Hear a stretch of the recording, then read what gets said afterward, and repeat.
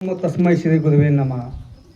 आज गुरुपौर्णिमा निमित्त नेताजी सुभाष विद्यालय पेड बाबळगाव या ठिकाणी आपल्या शाळेचे मुख्याध्यापक चव्हाण सर ज्यांनी मला कार्यक्रमासाठी आमंत्रित केलं असे आमचे Kartan sir, Rodge sir, Satvadhar sir, Chavan sir, Ardhad sir आणि सोगे सर आणि आपल्याच नेताजी सुभाष विद्यालयातील सेवक बालूमामा जोगदंड प्रमुख पाहुणे म्हणून दुसऱ्यांदा योग माझा.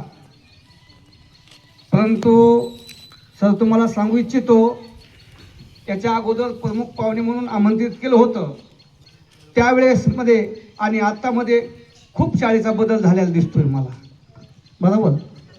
कारण ज्या वेळेस मी आलो होतो त्यावेळेस जे काही मुलं जे होते, मुलाची मानसिकता सुद्धा नव्हती ऐकून घेण्याची. सगळे सर काय चालत चालत चालत मुलं हसायचे, कोणी पळायचे. आणि आपल्या शाळेचे माजी रणील सर त्यावेळेस होते, आता ते रिटायर झाले. आणि एक सांगू इच्छितो की गुरुपौर्णिमे दिवशी आपल्या शाळेतील एक महत्त्व आदर्श गुरुवर्य कचवे सर यांना सुद्धा 1 वर्ष पूर्ण या ठिकाणी झालेले. गेले दिगंबर विश्वर विभूती, राहिल्या त्या कीर्ती जगा माझी. त्यांनी शाळेमध्ये विद्यार्थ्यांना घडवण्यासाठी खूप कष्ट घेतले आणि जे काही जुने शिक्षक आहेत त्यांनी विद्यार्थ्यांसाठी खूप प्रयत्न केले. अगोदर आपले जे गुरु जे आई वडील असतात, आई म्हणजे काय, हसू नका विद्यार्थ्यांना, मी जे काय बोलतो ते ऐका. तुम्हाला जर हसायचं असेल 2 मिनटं समोर या आणि तुमचे दात सगळ्यांना दाखवा, बरोबर. आणि ज्यांनी मांडे घातले नाही ते मांडे घालून बसा. काय विद्यार्थी कसा घडत असतो, एखाद्या शिक्षकानं किंवा आईनं आपल्याला रागवली, आईचं प्रेम किती असतं, आई काय असते, आईचं प्रेम कुठपर्यंत आपल्या मुलावर असतं. एका गावामध्ये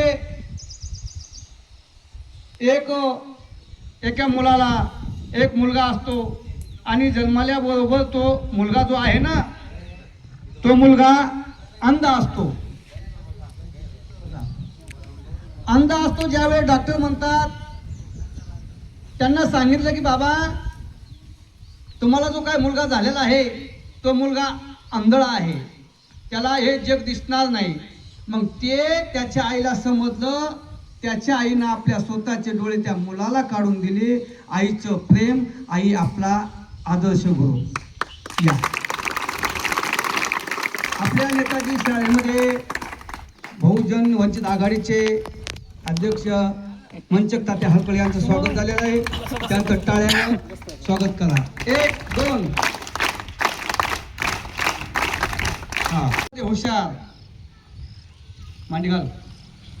हा मग हुशार असताना एक दिवस 10वी शिकत असताना 10वी मध्ये पास होतोय, त्याचा शाळेमध्ये सत्कार होतोय.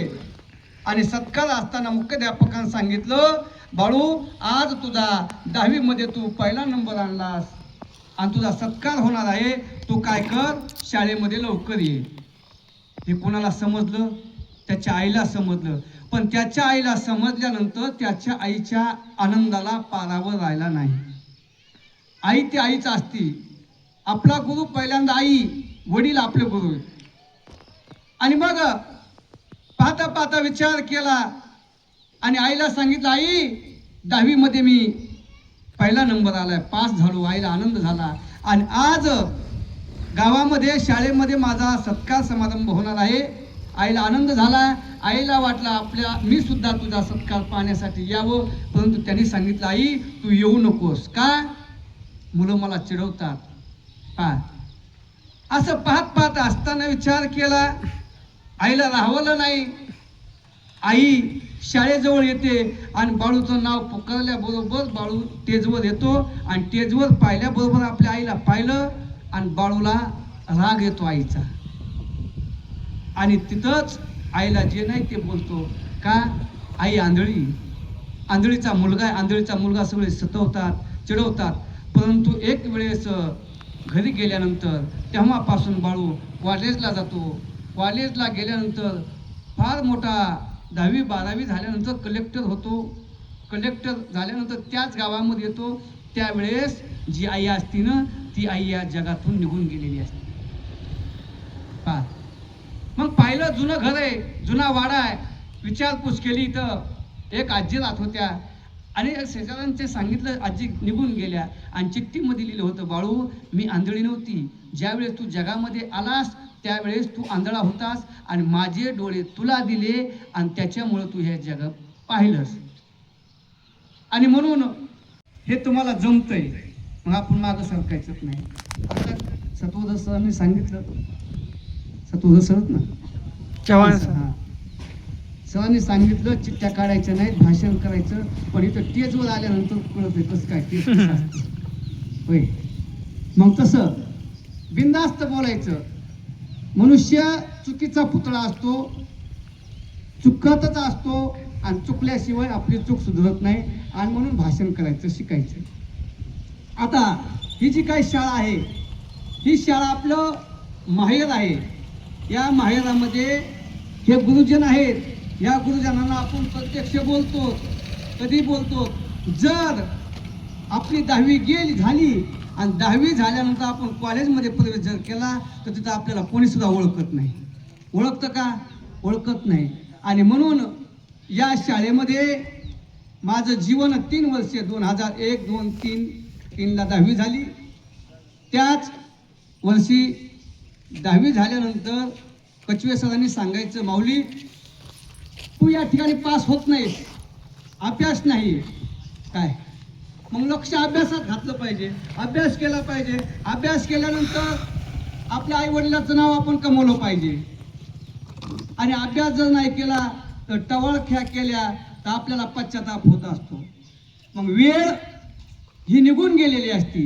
एकदा का वेळ निघून गेली, वेळ पुन्हा वापस येत नाही. काय मग या जीवनामध्ये कठीण अनेक प्रसंग आले तरी पण या शाळेविषयी मला आपुलकी आहे. बरं का सर, आता कधी शाळेतून फोन आला, मी कर्तन सरांना बोलतो, आपल्या शाळेतील मुख्याध्यापक माझी गौड सर सुद्धा होते. Gaud sir, Ranveer sir, Harpal sir, आता ते रिटायरमेंट झाले. त्यांचा सुद्धा मला फोन असतो. मी त्यांना फोन करत असतो. का? जिव्हाळा आहे, आपुलकी. हे जर शिक्षक तुम्हाला रागवले तरी त्यांचा राग मनामध्ये धरायचा नाही. कारण याच्या अगोदरची जे 10वीची बॅच होती, गेल्या वर्षी होती सर, हां, खूप उद्धट मुलं होते, मी पाहिलं. परंतु आता खूप आपल्या शाळेमध्ये बदल झाला. आणि ते बदल होत असताना काहीतरी या शाळेतून अनेक मुलं घडले. कुंभाराचा आपल्या कर्तन सरांनी एक गीत म्हणून दाखवलं, कुंभार कसा असतो. कुंभार मडके बनवत असतो, पण मडके कसे बनवत असतो, कच्चं पक्क कसं ते थापटणं म्हणले ना, ते थापटणं मडक्यावर हाणलं, ते धपकन वाजलं की हे मडकं कच्चं आहे असं समजायचं. आणि जे कडक झालं ते मडकं पक्क आहे असं समजायचं. आमच्या गोरोबा काकानं आमच्या नामदेव रायाच्या डोक्यावर मारलं होतं. आणि म्हणून माऊली म्हणतात, गुरुविना अनुभव कैसा कळे. गुरुचं महत्व या जगामध्ये अनेक प्रतिपादन केलेलं आहे. आणि या जगामध्ये आल्यानंतर गुरु आपल्याला करावाच लागतो. केले, बऱ्याच जणांनी केले.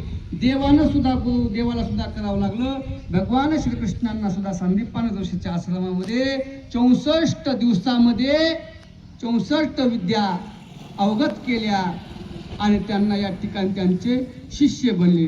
तसं आपले जे काय गुरुवर आहेत त्यांचं सुद्धा आपण या ठिकाणी भरपूर ते आपल्याला ज्ञान देतात. त्यांची एकच आशा असते, त्यांची एकच इच्छा असते, माझे विद्यार्थी कुठेतरी घडले पाहिजेत, कोणत्या तरी मोठ्या पदावर गेले पाहिजेत, काहीतरी त्यांनी बनवून दाखवलं पाहिजे, ही त्यांची इच्छा असते.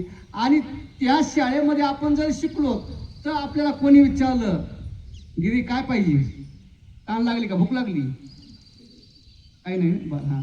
आणि मग मला बी असं वाटत होतं, मला शिक्षक व्हावं वाटत होतं, पण कमी पडलो सर. ज्यावेळेस 10वीचा निरोप समारंभ होता त्यावेळेस भूगोल विषय घेतला होता आम्ही काय शिकवायला. त्यावेळेस मग ते भूगोलमधला रशिया नावाचा धडा होता, ते रशिया नावाचा धडा शिकत होतो. मला वाटत होतं शिक्षक बनावं, पण नाही, सगळ्याला जमत नसतं. आता आपल्या शाळेमधील आपल्याच नेताजी सुभाष विद्यालयामध्ये आमच्या बॅचमधले आम्ही कलेमध्ये अभ्यास करायचा आणि आपले गुरुवर्य आपल्याला काय सांगतील त्यांचा प्रयत्न करायचा. या शाळेत असताना जास्त जे माझ्यावर नितांत प्रेम करणारे आमचे कचवे सर सुद्धा होते. त्यांना तळमळ वाटायची. का तळमळ वाटायची? की बाबा या विद्यार्थ्याला शेती नाही, काही नाही, परिस्थिती जेमतेम आहे, मग याचं काय होईल, कसं होईल, त्यांना चिंता असायची जुन्या काळामध्ये. आता बी शिक्षकाला तळमळ आहे, पण विद्यार्थी आता शिक्षकासोबत मित्रासारखं वागतात. आता सुद्धा मी प्रमुख पाहुणे म्हणून खुर्चीवर बसलोय ना, मला बसण्याची इच्छा सुद्धा नाही गुरुजी. कसं आहे, तुमच्या समोर कसं बसवतात त्या? ज्या शाळेमध्ये आम्ही ज्या लहानपणी शाळेमध्ये असताना खुर्ची सुद्धा बसायचा आमचा एक अट्टहास होता, पण बसता येत नव्हतं. तसं आपण शाळेमध्ये असताना ज्या ज्या वेळेस जे काही शिक्षक आपल्याला शिकवतील त्यांचं मार्गदर्शन, आता या ठिकाणी तुम्ही 10वी झाल्यानंतर पुढं जाताल, कॉलेजला जाताल, आता हे शिक्षक सोडून दुसरे शिक्षक तुम्हाला भेटतील. 10वी 11वी 12वीला ते भेटतील, ते झाल्यानंतर पुन्हा आणखीन कोणीतरी तुम्हाला गुरु भेटल. जे जे भेटतील, ज्यांचं ज्यांचं मार्गदर्शन लाभल ते ते गुरु तुम्हाला भेटतील. आता माझे गुरुवर्य 1008 महेशानंद महाराज स्वामी आणि वेदशास्त्र संपन्न लक्ष्मणकांत महाराज जोशी, बाभुळगावकर, बापूदेव महाराज गिरी यांनी सुद्धा या ठिकाणी सांगितलं. यांना मार्गदर्शन केलं. मार्गदर्शन केल्यानंतर आपण पुढे जाण्याचा आपला अट्टहास पाहिजे आणि आपला अट्टहास केल्यानंतर त्यांना सुद्धा आनंद होत असतो. आणि आनंद झाल्यानंतर कुठं जाऊ द्या आणि कधी भेटले. आता एक वेळेस आपले कलेक्टर म्हणजे आपले काय घोरपडे, अनंतराव घोरपडे, कोणतं पद आहे, व्हिडिओ. तर ज्या वेळेस आम्ही गौड सर आणि आम्ही पोखरणीला गेलो होतो त्यावेळेस माझ्याकडे प्रश्न मांडला. मग मी नंबर दिला आणि अनंतराव घोरपडे त्यांना बोलला. त्यांचा बी मुलगा काहीतरी शिकत होता, काहीतरी अडचण आली आणि म्हणून सरांनी सांगितलं मी कसा फोन लावू. त्या विद्यार्थ्यांनी सांगितलं सर मी तुमचा विद्यार्थी, कोणत्याही वेळेला काही अडचण आली तर बिनधास्त फोन करायचा आणि अडचण ही सॉल्व्ह होत असते. आपल्या मनामध्ये एखादी समजा विषय शिकवत असताना आपल्याला नाही समजला तर विचारायचं सरांना, सर हे कसं काय, हे कसं आलं नाही, मग आपल्याला सर समजून सांगतील. आणि जर आपण त्यांना विचारलंच नाही तर काय समजेल का? मग जसं आलो तसंच. मग तसं या शाळेमध्ये अनेक शिक्षक, जिल्हा परिषदेला जसे शिक्षकाच्या बदल्या होत्या तसं या शाळेमध्ये जसं आमच्या अगोदर किती विद्यार्थी आले, किती विद्यार्थी गेले, पण शिक्षक जसे तसेच होते. प्रत्येक नाही विद्यार्थीची तर शिक्षक म्हणून आले. आपले नाना ह्याच शिकले ना, अशोकराव हातकर, आपले नाना सुद्धा ह्याच नेताजी शाळेला शिकले आणि याच नेताजी शाळेला शिक्षक म्हणून आले. आता त्यांची पोस्ट या ठिकाणी नेताजी सुभाष विद्यालय मानवत या ठिकाणी आहे. आणि सर्व आज गुरुपौर्णिमेच्या सर्व गुरुजनांना कोटी कोटी प्रणाम, साष्टांग नमस्कार करतो आणि दोन शब्द या ठिकाणी थांबवतो. आणि ज्यांनी मला संधी दिली, बोलण्याचा योग प्राप्त झाला असे आमचे गुरुवर्य पडतन सर यांचे सुद्धा मनापासून धन्यवाद, आभार. रामकृष्ण.